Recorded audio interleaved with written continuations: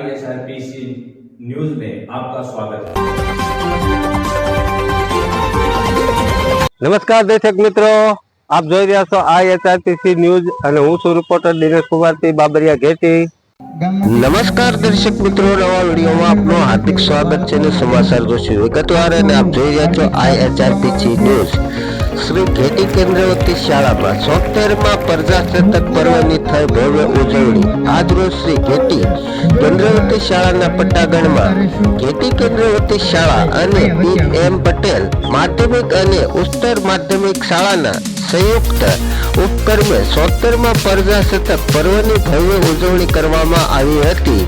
ગામનું ગૌરવ અને ગામની દીકરી અને દીકરીની સલામ દેશને નામ અંતર્ગત આપણા ગામના PSD medical officer doctor Amiben અંગણના હસ્તે રાષ્ટ્રધ્વજ ફરકાવવામાં આવ્યો હતો। સાથે સાથે શાળાના બાળકો દ્વારા ખૂબ જ સરસ સાંસ્કૃતિક કાર્યક્રમ રજૂ કરવામાં આવ્યો હતો। આ કાર્યક્રમમાં ગામના સરપંચ, SMCના સભ્યો, તાલુકા સદસ્યશ્રી અને વાલીઓ, મહેમાનો અને આંગણવાડીના બહેનો, ગ્રામજનોની વિશાળ હાજરી રહી હતી। આ કાર્યક્રમને સફળ બનાવવા માટે શાળાના આચાર્ય સહિતના સમગ્ર શિક્ષકો, ભાઈઓ તથા બહેનોએ ખૂબ જ સારી જહેમત ઉઠાવી હતી અને આંગણવાડીના બહેનોએ પણ ખૂબ સરસ મજાની જહેમત ઉઠાવી હતી। અને હું છું રિપોર્ટર દિનેશ કુમારસિંહ બાબરિયા ઘેટી।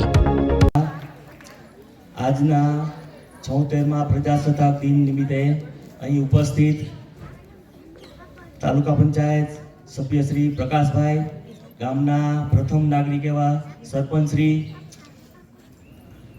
પંચાયતના સભ્યશ્રીઓ, PM પટેલ માધ્યમિક શાળાના ટ્રસ્ટી શ્રી હીરાભાઈ, શાળાના શિક્ષકો, આંગણવાડી કાર્યકર બહેનો અને માધ્યમિક અને પ્રાથમિક શાળાના વિદ્યાર્થી ભાઈઓ તથા બહેનો, આપ સૌનું ઘેટી પ્રાથમિક શાળા વતી બધાનું હાર્દિક સ્વાગત કરું છું। આપણે કાર્યક્રમનો પ્રથમ તબક્કો પૂરો કર્યો, હવે બીજો તબક્કો શરૂ જવા જઈ રહ્યો છે કે જે સાંસ્કૃતિક કાર્યક્રમ છે। હું આશા રાખું આપ સૌ શાંતિપૂર્વક નિહાળજો તથા જે બાળકો ભાગ લે છે, ઘણા સમયથી મહેનત કરે છે, એને પ્રોત્સાહિત કરશો। જય હિન્દ, જય ભારત। શ્રીઓ, આચાર્યશ્રીઓ, શિક્ષકશ્રીઓ અને મારા વહાલા વિદ્યાર્થી ભાઈઓ તથા બહેનો અને ગ્રામજનોનું હું સ્વાગત કરું છું। હું ગમારા કૃષ્ણ ધોરણ 8માં અભ્યાસ કરું છું। હું આજે આપને 26 જાન્યુઆરી વિશે બે શબ્દ કહીશ। સૌપ્રથમ તો આપ સૌને પ્રજાસત્તાક દિવસની હાર્દિક શુભકામનાઓ। આજે આપણે બધા અહીં 26મી જાન્યુઆરીના પ્રજાસત્તાક દિવસની ઉજવણી કરવા માટે અહીં ભેગા થયા છીએ।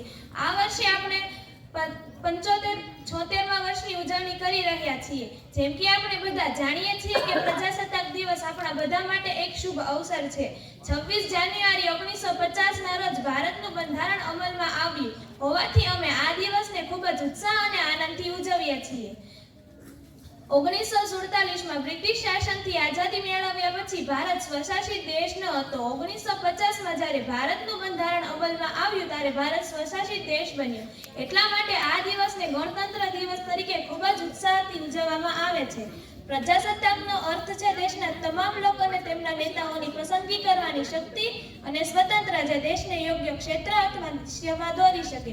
ભારત એક પ્રજાસત્તાક દેશ છે જેમાં લોકો તેમના નેતાઓને નેતાવાળા પ્રધાનના રૂપમાં પસંદ કરે છે। આપણા મહાન ભારતીય સ્વતંત્ર સેનાનીઓએ ભારતમાં સંપૂર્ણ પ્રજાસત્તાક લાવવા માટે સખત સંઘર્ષ કર્યો હતો, જેમાં મહાત્મા ગાંધી, જવાહરલાલ નહેરુ, લાલ બહાદુર શાસ્ત્રી, ચંદ્રશેખર આઝાદ, ભગતસિંહ, સરદાર વલ્લભભાઈ પટેલ, સુભાષચંદ્ર બોઝ, લાલા લજપતરાય વગેરે સ્વાતંત્ર્ય સેનાનીઓ હતા। આ તમામ મહાપુરુષોએ ભારતને સંપૂર્ણ સ્વતંત્ર દેશ બનાવવા માટે સખત સંઘર્ષ કર્યો હતો। આપણે બધા ભારતીયોએ આ મહાપુરુષોના બલિદાનને ક્યારેય ભૂલવું જોઈએ નહીં, તેમને યાદ કરીને વંદન કરવા જોઈએ। તેમના કારણે જ શક્ય છે કે આપણે આપણા દેશમાં મુક્તપણે રહી શકીએ. મને ભારતીય નાગરિક હોવાનો ગર્વ છે અને આ દિવસે આપણે આપણા દેશના વાસ્તવિક અર્થ અને માનવતાની મહત્વપૂર્ણ સંસ્કૃતિને જાળવવા માટે શપથ લેવા જોઈએ. 15મી ઓગસ્ટ 1947ના રોજ દેશ આઝાદ થયો પછી બંધારણ સમિતિની રચના કરવામાં આવી, જેના અધ્યક્ષ ડોક્ટર બાબા સાહેબ આંબેડકર હતા. આ સમિતિએ ભારતનું બંધારણ ઘડ્યું. 26 જાન્યુઆરી 1950ના રોજ આ બંધારણ અમલમાં આવ્યું હોવાથી પછી આ દેશ પ્રજાસત્તાક બન્યો. આપણે રાષ્ટ્રની પ્રગતિ થાય તેવા કાર્યો કરીએ અને દેશ હિતની પ્રવૃત્તિમાં સાથ સહકાર આપીએ. જય હિન્દ, જય ભારત. આચાર્ય એવા નિલેશભાઈ તથા શિક્ષકગણો તેમજ માધ્યમિક શાળાના આચાર્ય રમેશભાઈ તથા શિક્ષકગણો, અહીં ઉપસ્થિત થયેલા મહેમાનો, ગામના લોકો અને વિદ્યાર્થી મિત્રોને પ્રાથમિક આરોગ્ય કેન્દ્ર ઘેટીના મેડિકલ ઓફિસર ડૉક્ટર અમી અણઘડના વંદન. હું સૌથી પહેલાં તો પ્રાથમિક શાળાના શિક્ષકોનો આભાર વ્યક્ત કરવા માંગીશ કે તેમણે મને રાષ્ટ્રધ્વજ ફરકાવવાનું એક સૌભાગ્ય આપ્યું અને મેં મારા જીવનમાં જે કંઈ પણ હાંસિલ કર્યું છે, અત્યારે જે ડિગ્રી હાંસિલ કરી છે MBBSની, તેમાં હું સૌથી વધારે યોગદાન આ શિક્ષકોનું માનું છું. કારણ કે કહેવાય છે ને કે પાયો જેટલો મજબૂત હશે એટલી જ ઇમારત ટિકાઉ બનશે. એવી જ રીતે મારું જે પાયાનું ઘડતર છે, મારું જે શિક્ષણ છે, આ શિક્ષકો દ્વારા મને પ્રાપ્ત થયેલું છે. એટલે હું સૌથી વધારે થેન્ક યુ આ શિક્ષકોને કહેવા માંગીશ.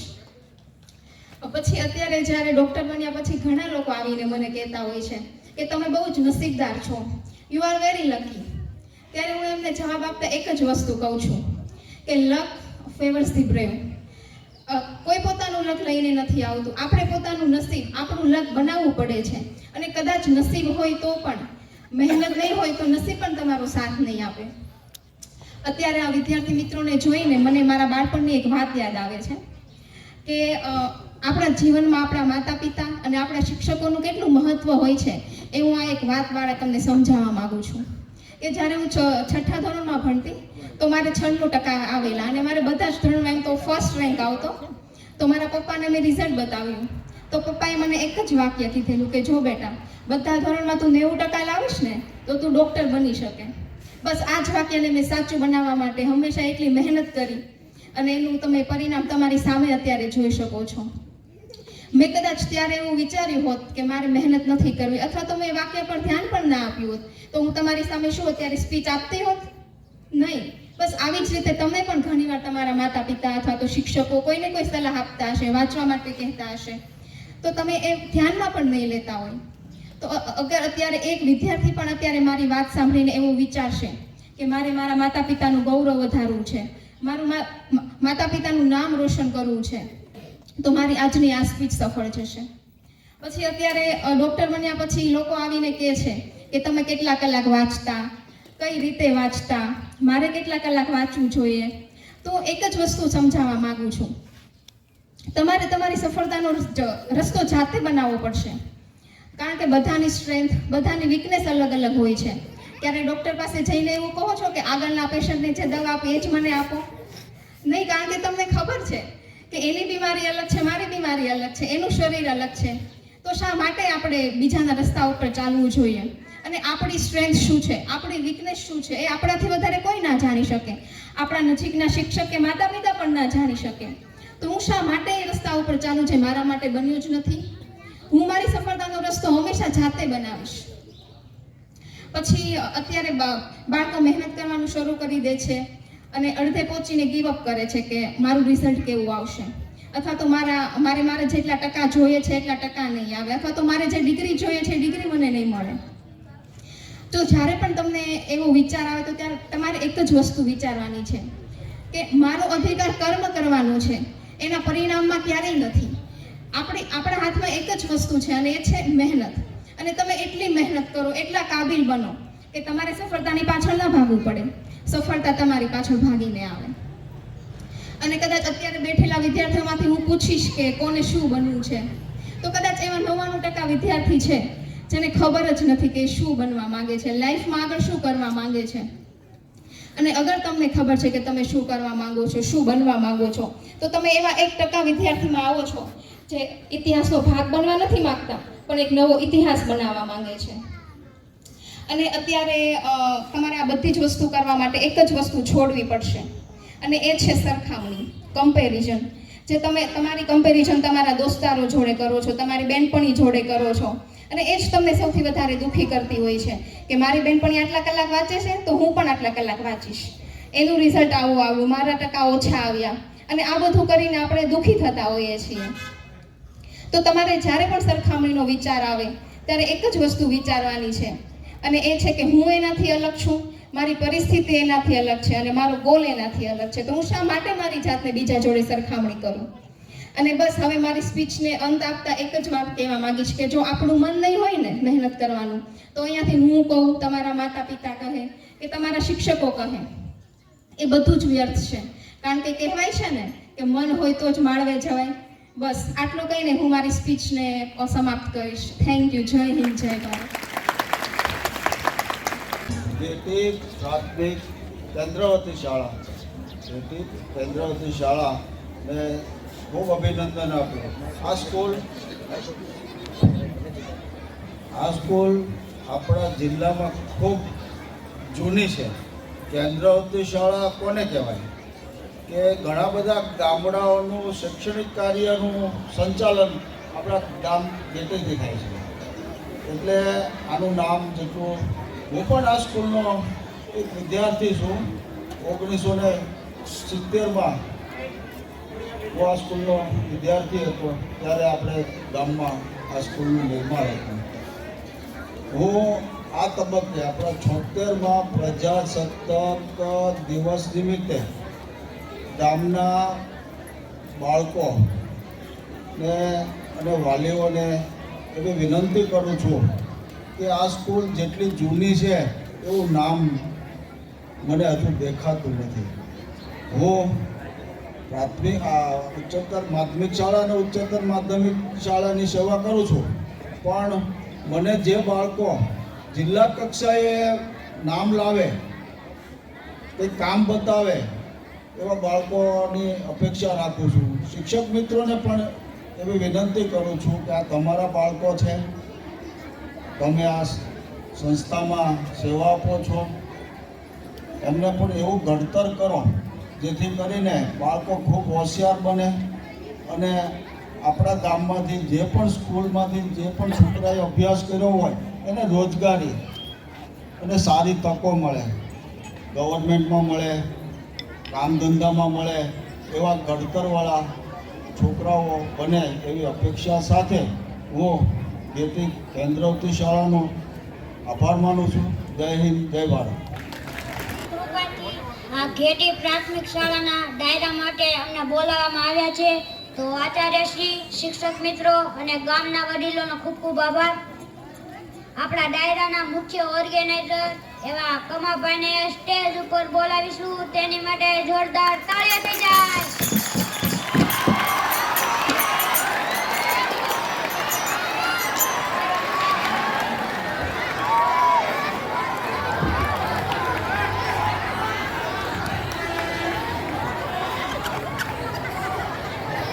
આપણા ઓર્ગેનાઇઝર માટે બે લીટી થઈ જાય.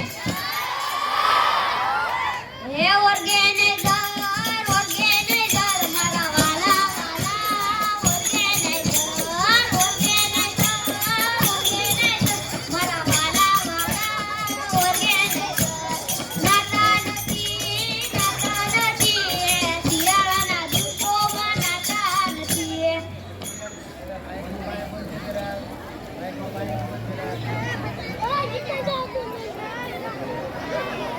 એક ફરમાશ આવી ગઈ છે, લઈ લઉં છું.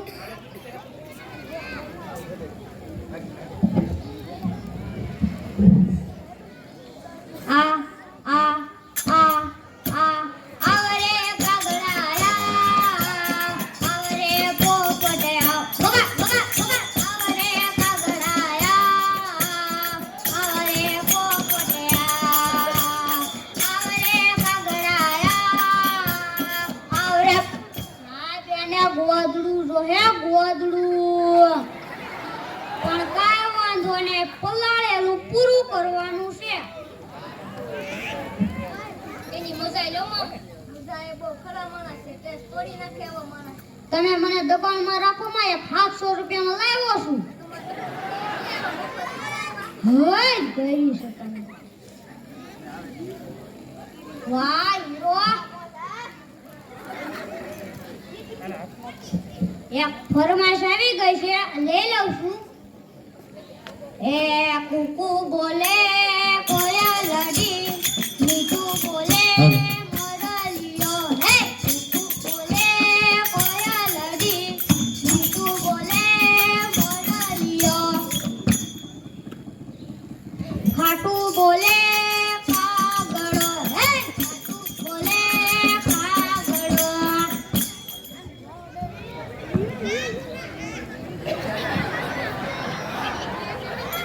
એક વાત યાદ આવી ગઈ છે, લઈ લઉં છું.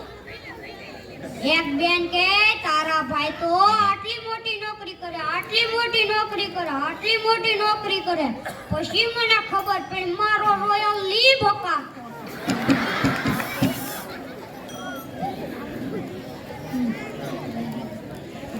વાહ પાતળા. એક ફરમાઈશ આવી ગઈ છે, લઈ લઉં છું. દેશ રે જોયા રે દાદા પર દેશ જોયા જોયા જોયા જોયા જોયા જોયા દેશ રે જોયા રે દાદા પર દેશ જોયા જોયો મે મારા બાપુજીનો તંબુરો. હે હે બાપુજીનો તંબુરો. જોયો મે મારા બાપુજીનો તંબુરો. હે હે જોયો મે મારા બાપુજીનો તંબુરો. જોયો મે મારા માસીનો તંબુરો. હે હે જોયો મે મારા માસીનો તંબુરો. જોયો મે મારા માસીનો તંબુરો. હે હે જોયો મે મારા માસીનો તંબુરો.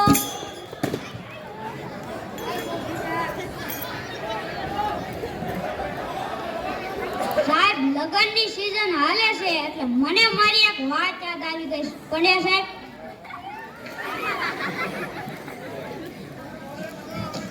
ગોર દાદાએ કયા કોગળિયામાં પેરા પહેરવા નથી. ગાયબું જ ને એટલે ગાયબું જ ને હો. તેથી રાતના લગન હતા બાબુ, રાતના લગન. એક ફેરો ફર્યો તો લાઈટ વહી ગઈ.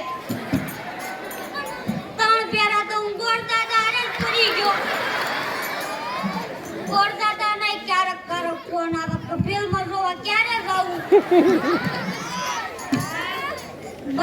બાય અરે જાયબું જ ને એટલે જાયબું જ ને હો. તું લગન કરજે, તું લગન કરજે. તમે બધા લગન કરજો, ના નથી પડતો.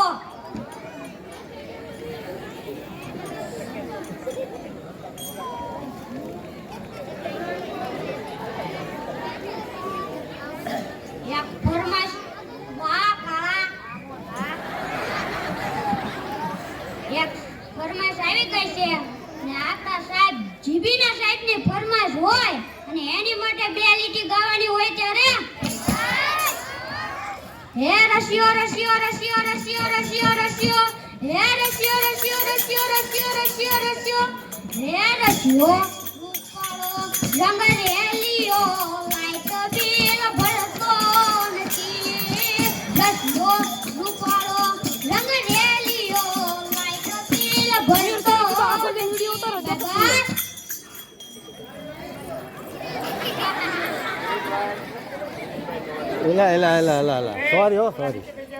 સોરી. તમે અમિતાભ બચ્ચનને ઓળખતા હશો, તમે અક્ષર કુમારને ઓળખતા હશો, તમે આલિયા ભટ્ટને ઓળખતા હશો. વખરાતમાં ઘેટીના કલાકાર પાર્થને ન ઓળખતા હો ને તો તમારા જીવનમાં ભૂલ છે, ભૂલ. ખોટા વખાણ કરો મને હોય કરી છે તમે.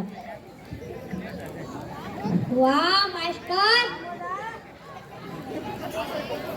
એક ફરમાઈશ આવી ગઈ છે અને બેનોમાંથી સરસ મજાની ફરમાઈશ અને ફટાણાની ફરમાઈશ ને ફટાણું ગાવું હોય ત્યારે થઈ જાય.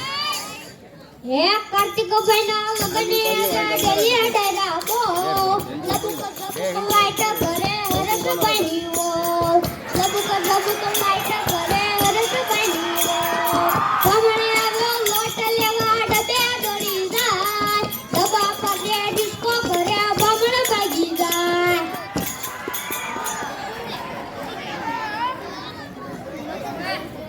એક બેન ધૂણતા ધૂણતા કમા વળી કમા કમા કમા વળી કમા કમા કમા વળી કમા કમા વળી કમા કમા તા ફોન આવ્યો અને સીધો ફોન કાઢ્યો હું ધૂણું છું અડધો કલાક પણ ફોન કરીએ કમા મારી કમા કમા કમા વળી કમા હે રમતી આવે મારી રમતી આવે કાળકામાં મારી રમતી આવે મારી રમતી આવે છોટી રાવળી માં રમતી આવે કમા વળી કમા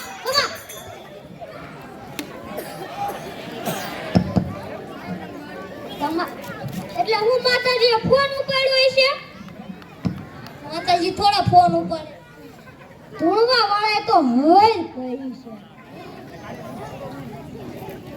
તમારા મનમાં ગુણતી એવી શૈલી ફરમાશ લઈ લઉં છું હે ઘરમાં ખાવા ને ખીચડી નથી કોઈ મારી ગાડી હમતી નથી પાતી નથી બોલતી નથી કાય મને કહેતી નથી મન મારે પહોંચાય છે ગાનું મારી નિશાની છે ભગમ ભગમ ગાડી લેવા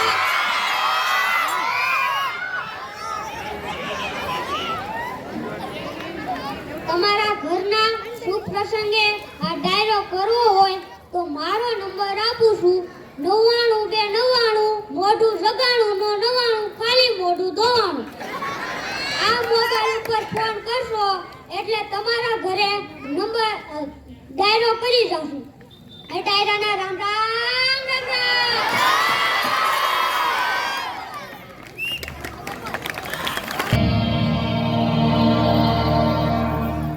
बहुत खुशकिस्मत हो तुम तारा सिंह जो अल्लाह ने तुम्हें अपनी पनाह में बुलाया है तुम्हें मुसलमान बनने का मौका अता फरमाया है क्या सोच रहे हो तुम्हें इस्लाम कबूल है आदमी का सबसे बड़ा मजहब है अपनी बीवी और बच्चों की हिफाजत करना तुम्हें इस्लाम कबूल है काशी काबा एक है राम रहीम तुम्हें इस्लाम कबूल है या नहीं कबूल है या नहीं कबूल है या नहीं कबूल है या नहीं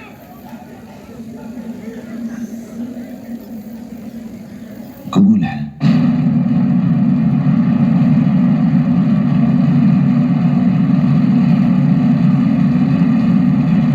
भाई माशाल्लाह सुभान अल्लाह आप मस्जिद में चलकर पूरे एतमाद और एतकाद के साथ एक मिनट काजी साहब,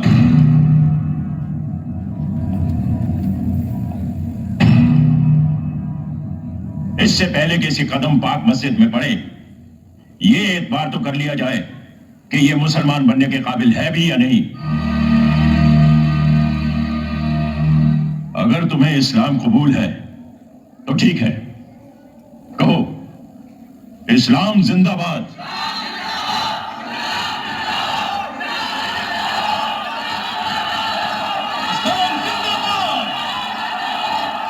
इस्लाम जिंदाबाद। कहो पाकिस्तान जिंदाबाद।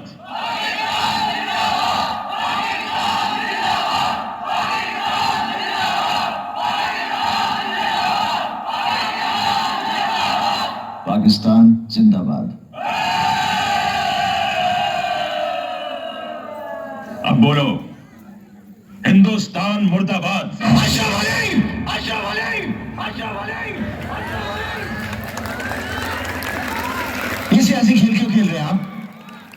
आपका पाकिस्तान जिंदाबाद है, इसे हमें कोई इतराज नहीं, लेकिन हमारा हिंदुस्तान जिंदाबाद था, जिंदाबाद है और जिंदाबाद रहेगा। हिंदुस्तान जिंदाबाद, हिंदुस्तान जिंदाबाद, हिंदुस्तान जिंदाबाद, हिंदुस्तान जिंदाबाद, हिंदुस्तान जिंदाबाद। बकवास बंद कर। जब तक तो हिंदुस्तान मुर्दाबाद नहीं कहेगा हमारे लोगों को कैसे यकीन होगा कि तू पक्का मुसलमान है। इस मुल्क से ज्यादा मुसलमान हिंदुस्तान में हैं। उनके होठ और दिलों की धड़कनें हमेशा यही कहती है हिंदुस्तान जिंदाबाद। तो क्या वो पक्के मुसलमान नहीं है? तकरीरें बंद कर। अगर तू हिंदुस्तान मुर्दाबाद नहीं कहेगा तो सकीना को हासिल नहीं कर सकता। बस बहुत हो गया। अगर मैं अपने बीवी बच्चों के लिए सर झुका सकता हूँ तो मैं सबके सर काट भी सकता हूँ।